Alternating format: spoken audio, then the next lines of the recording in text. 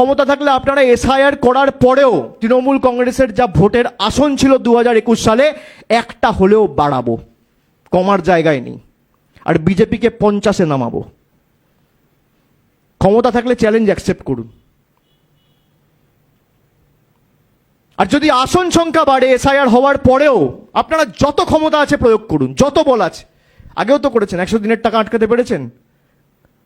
এই 100 দিনের টাকা তো আমরা ছিনিয়ে আনবো।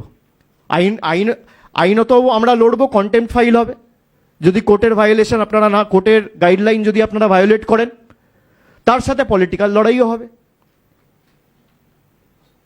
আর যদি আপনারা এসআইআর করেও গোহারা হারেন, তাহলে বিজেপির নেতারা অন্তত পক্ষে একটা আন্ডারটেকিং দিয়ে বা বাংলার সংবাদ মাধ্যমকে ডেকে সাংবাদিক বন্ধুদের সাক্ষী রেখে বাংলার 10 কোটি মানুষের সামনে বলুক যে আমরা যদি 2026-এ হারি আর তৃণমূলের আসন সংখ্যা একটা হলেও বাড়ে, আমরা 1 সপ্তাহের মধ্যে 2 লক্ষ কোটি টাকা বকেয়া ছেড়ে দেবো।